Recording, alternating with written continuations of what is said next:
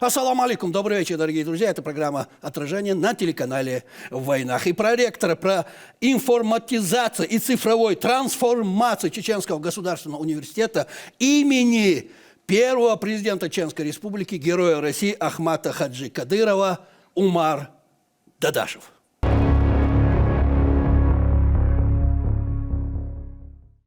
Маша Омар, Да, Маш. скажите, пожалуйста, а действительно ли я прав и говорю правду? У нас в Чеченской Республике есть своя космическая программа. Если да, что это за программа? И еще, насколько я знаю, вы были дежурным по планете. Вы остаетесь им или как? Прошу. Вот такой большой вопрос. Да, дорогие схолы, ассаламу алейкум, добрый вечер, уважаемые телезрители. Как мы знаем, 12 апреля 1961 года состоялось историческое событие, которое можно назвать началом космонавтики не только в тогдашнем Советском Союзе, нынешней России, но и во всем мире. Первый человек вышел в космос на корабле «Восток». Это грандиозное событие, которое отмечается в России по сей день. И в России также все еще активно развивается космонавтика. Есть различные программы, например, сейчас активно развивается федеральный проект «Кадры для космоса». До этого были другие тоже различные программы, в одной из которых приняла участие и Чеченская республика в лице Чеченского государственного университета имени Ахмата Абдулхамидовича Кадырова.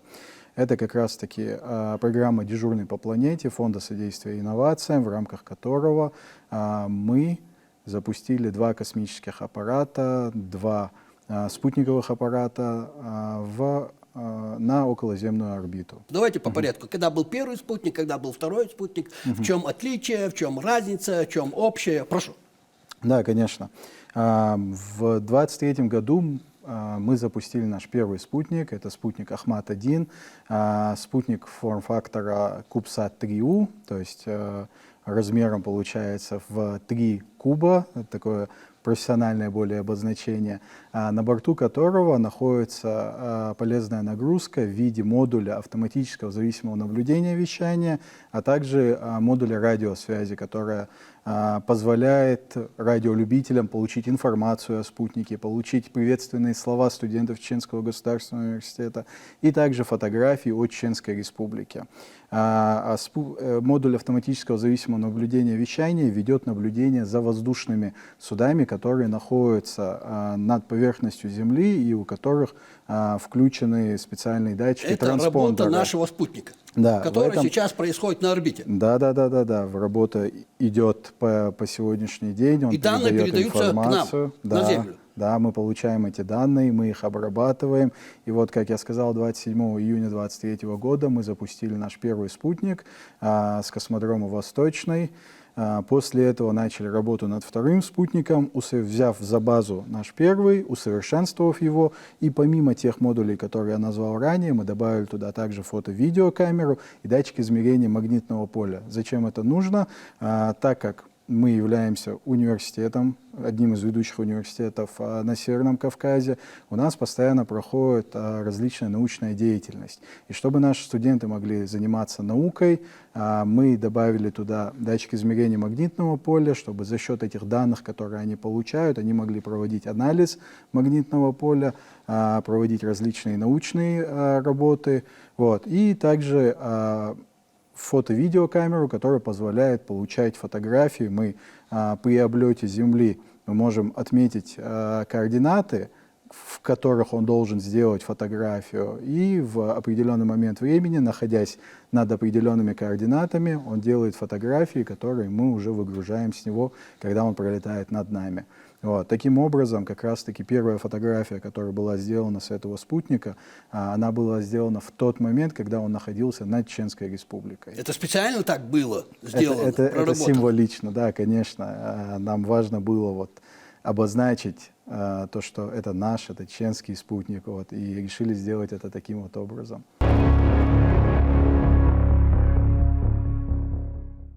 У нас на сегодняшний день получается, что там, в космосе, на околоземной орбите, это правильно так сказать? Да. 2 чеченских спутника. Все верно. Они не затеряются среди тысяч спутников таких разных стран, которые там сейчас так Ну, вы знаете, летают, двигаются? как кажется, то, что такое большое количество, 1000 спутников, но учитывая размеры Земли, учитывая то, что размеры орбиты, можно сказать, еще больше, они друг другу не мешают. Мы знаем в реальном времени, где находится на данный момент наш спутниковый аппарат, когда он будет облетать непосредственно на территорию Чеченской Республики, чтобы мы могли выгрузить с него информацию.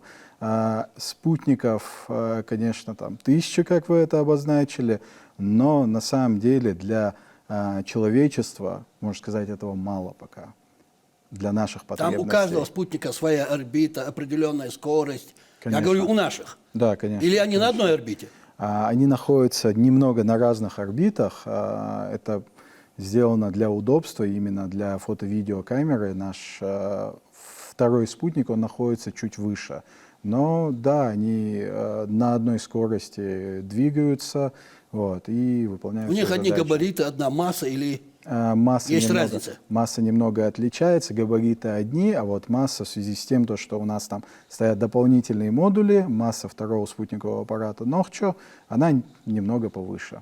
То есть второй аппарат называется Нохчо. Да, все верно. Это тоже специально. Да, это у нас... В всех регистрах он есть, это название. У нас была своя, скажем так, внутренняя шутка, то, что вот мы наконец-таки запустили первого чеченца в космос. Так оно и получается по факту. Мы решили назвать его Нохчо. Там проводилось и голосование среди студентов, было несколько вариантов, и вот было решено назвать его именно так. А как вы определяете орбиту? Это же надо с кем-то связываться, узнавать, уточнять какие-то разные, там, я не знаю, географические, космические данные, чтобы друг на друга не наткнуться. Вот как все это происходит? Надо учитывать то, что все запуски таких спутниковых аппаратов, они производятся с помощью ракетоносителей Роскосмоса, и мы все еще продолжаем с ними сотрудничать. Вот. А непосредственно саму информацию о спутнике, то есть его телеметрическую информацию, спутник ее сам собирает, спутник знает, где он находится, и спутник передает ее непосредственно нам. Если наш центр управления полетами, например, спутник не находится над ним, но какой-нибудь другой центр уже выгрузил информацию о нем, мы вот так вот друг другу можем передавать эту информацию. А на какое время рассчитана их работа? В среднем такого типа спутники, их продолжительность жизни, скажем так, это 5 лет. Но, опять-таки, плюс-минус. То есть, если там условно запуск там был немного ниже, чем планировалось, то он как быстрее дойдет до твердых слоев атмосферы и сгорит там. Либо же в другом случае, если там аккумуляторы оказались лучше, чем рассчитывали, они продерживаются дольше, что он может там и 7, и 10 лет проработать. То есть это все зависит от различных факторов. Конечно, огромное количество различных факторов. А вы насколько рассчитывали наши спутники чеченские? Данные спутники, которые мы запустили, они рассчитаны на 5 лет. На 5 лет? Да. Ага. Потом будем запускать третий спутник после 5 лет? Или мы уже готовим? Мы уже во все работаем. Зачем нам ждать еще несколько лет, чтобы его запустить, если мы можем сделать это сейчас? Опять-таки, как я сказал, спутников мало не бывает. Это мы сейчас так говорим, а там их тысячи. Для кого-то и много. Ага. Но, заметьте, с каждым днем запускается все больше и больше. О чем я и говорю. Да. Поэтому кто-то спутников имеет много эту не возможность, бывает. а кто-то не имеет эту возможность. Смотрите, вот когда слышно чеченский спутник в космосе, на орбите Земли, для меня это гордость. Для любого чеченца это гордость, и я не сомневаюсь в этом. Но как другие воспринимают это? Чеченский спутник в космосе. Сталкивались ли вы с таким, понимаете, о чем я? Вы знаете, мнение других, оно как бы играет роль, но на наши цели и задачи оно никак не повлияло. Самое главное, всерьез воспринимают или так? Самое главное, то, что у нас есть, это поддержка нашего главы Чеченской Республики, героя России Рамзана Ахматовича Кадырова. Это поддержка нашего уважаемого ректора Саида Узурбека Асланбековича. И это то, чего нам достаточно. А то, что пишут там в различных источниках, надо понимать то, что у людей разное мнение. Мы просто выполняем свою задачу. Опять-таки, цитируя нашего главу, караван идет, собаки лают.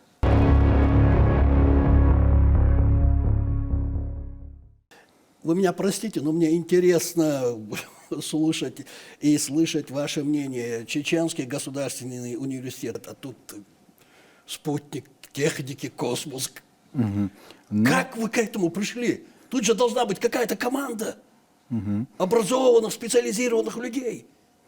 Как? В общем говоря, сейчас в России для университетов создаются много условий для того, чтобы они развивались в различных направлениях, в том числе там космос, опять-таки, есть большое количество различных программ. Возможно, наш плюс в том, что мы добрались до этого первыми, опять-таки, потому что есть хорошая команда, есть ответственные люди. Вообще в Чеченском государственном университете сформировалось большое количество профессоров, докторов, кандидатов наук, которые горят наукой, которые хотят сделать жизнь и наших студентов лучше и дать им больше возможностей. Когда появилась эта программа, нам как раз-таки информацию о нем отправил ректор наш, Заурбек Асламбекович, и сказал, может быть, примите участие, вдруг что получится. Ага, ректор вас подтолкнул. Конечно, конечно. Но все такие хорошие инициативы, они идут вот от нашего ректора, можно сказать. Вот, недолго думая, мы сначала, конечно, космос, причем здесь мы, как мы там можем, что мы там можем сделать и так далее. Вы меня правильно поняли, да. Но было принято решение попробовать. У нас есть наш давний партнер, это Юго-Западный государственный университет, который уже имел в этом опыт. Мы связались с ними, они нас проконсультировали, помогли. И вот мы написали заявку на разработку спутникового аппарата для участия в программе «Дежурный по планете». Отправили ее, нам надо было ждать результатов конкурса. Вот. И через некоторое время открываем сайт, список победителей, ничего не ожидая, мы открываем этот список и видим в списке Чеченский государственный университет имени Ахмата Абдулхамидовича Кадырова.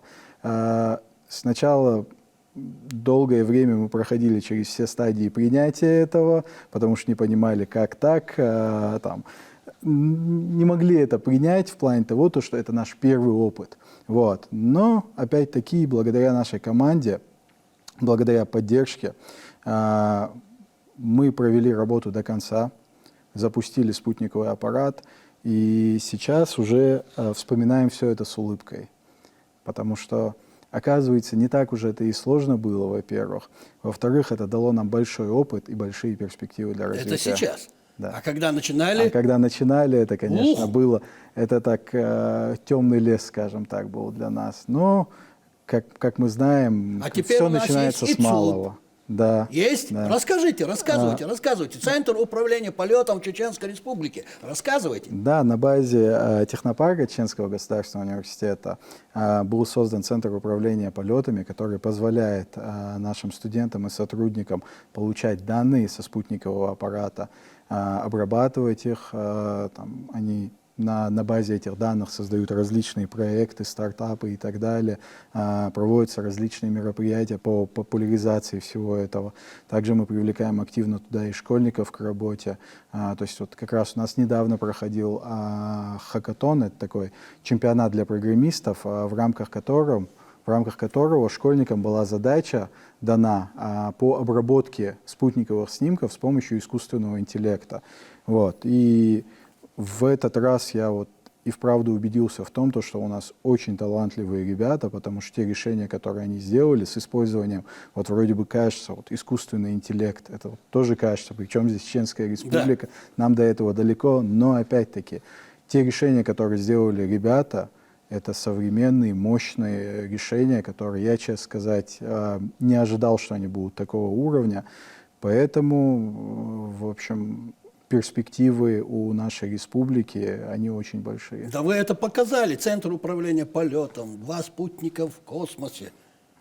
Для такой маленькой это республики. Только начало. Надо понимать, что это только начало. Впереди у нас амбициозные планы, о которых вы тоже скоро узнаете, непосредственно уже по результатам, когда мы все это сделаем. И мы озвучим их в этой студии. Я уверен, что да.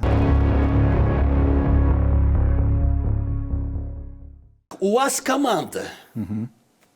И это очень прекрасно. Начинали, вас было человека 3-4, допустим. Сейчас сколько? К вам идут люди молодые? Конечно. Умы, так сказать, к вам идут?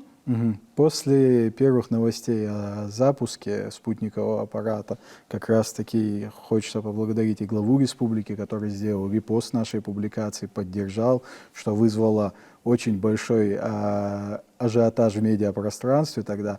А многие ребята начали интересоваться вообще нашей деятельностью, и сейчас у нас такая уже по сравнению с тем, что было в начале, обширная команда ребят, которым это интересно, которые этим горят и которые хотят развивать непосредственно космонавтику в Чеченской Республике, да и в России в общем.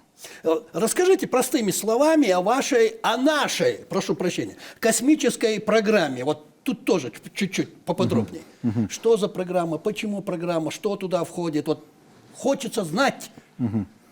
Ну, в общем, наша главная задача состоит в том, чтобы популяризировать непосредственно это направление именно среди нашей молодежи, чтобы они создавали проекты, предлагали свои решения, запускали свои спутниковые аппараты.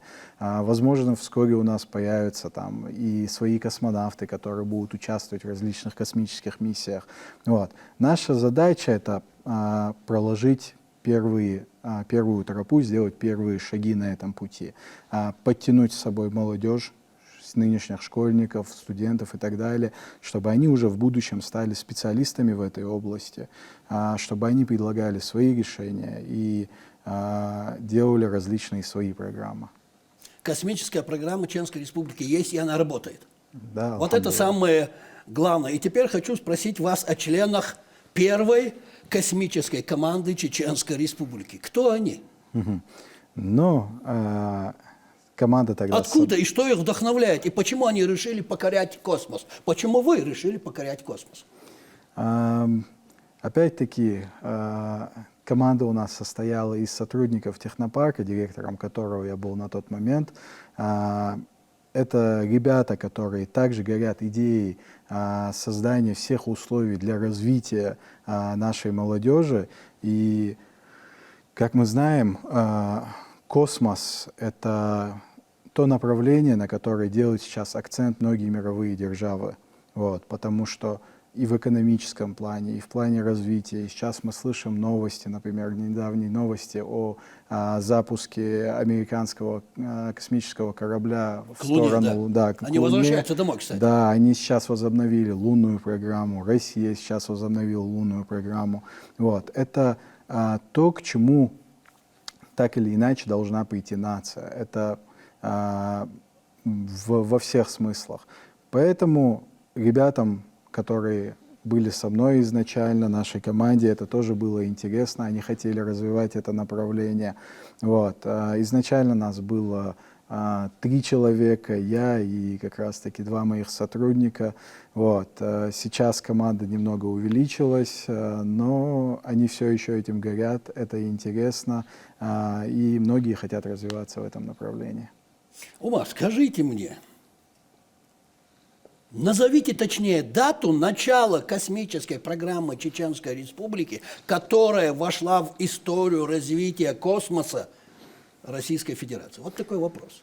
Наверное, все-таки правильно будет обозначить дату 27 июня 2023 года. Это дата запуска нашего первого спутникового аппарата, спутника Ахмат-1. Вот. Можно сказать, что вот в этот момент мы поняли то, что направление космонавтики надо развивать в нашей республике и что мы следуем правильному направлению.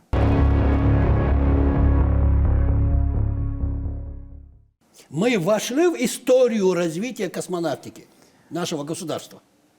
Мы сделали первый шаг в этом направлении и уверен, что совсем скоро уже полноценно вместе с другими институтами, которые развивают космонавтику в нашей стране, мы сможем также вносить свой вклад в это развитие космонавтики нашего государства. А партнеры вас поддерживают. Тут же у нас много таких технических вузов, которые работают в этом направлении, и космодромов у нас несколько. Ну, понимаете, о чем я говорю. Вот как с ними сотрудничество? Принимают всерьез нас? Вы знаете, Или так, да, они занимаются, пока играют, пока сами не понимают. Нет такого? Всерьез принимают нас, сотрудничают? сотрудничаем. Вообще это сообщество, оно, к сожалению, не очень большое, но очень тесно внутри этого сообщества, очень тесные взаимоотношения друг с другом. Мы продолжаем сотрудничать с различными институтами развития, продолжаем сотрудничать с университетами, с тем же Юго-Западным государственным университетом, с крупными компаниями, которые занимаются спутникостроением и так далее. Так что да, активная работа в этом плане тоже идет. Я почему говорю, новые игроки в космической программе России и государства, два и мира, это всегда как-то воспринимается такой с осторожностью. Но надо понимать то, что задача-то у нас одна. Какими бы мы игроками не были, наша задача — это развитие космонавтики в Российской Федерации. Гонка, она в более масштабных планах. Да, это уже между государствами. Вот. А внутри государства нам надо сотрудничать, надо друг другу помогать, делать общие проекты для того, чтобы развивать непосредственно. Ну, кто его знает, может, страну. чеченская республиканская космическая программа, она внесет свою толику, маленькую, допустим, но что позволит нашему государству российскому выиграть эту гонку? Всякое может быть. Да, согласны? Мы надеемся, что мы сможем внести свой вклад в это все. Спасибо.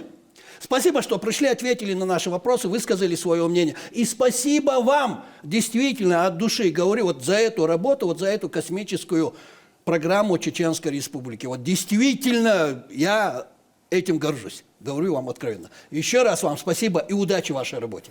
Всем благодарю и призываю всех наших сограждан, всех жителей Чеченской Республики, кому это интересно, кто хочет присоединиться. Чеченский государственный университет имени Ахмата Абдулхамидовича Кадырова. Добро пожаловать, в любое время рады, можем посотрудничать, можете принять в этом участие и внести в это тоже свой вклад. Вас услышали, я в этом уверен. Да, спасибо.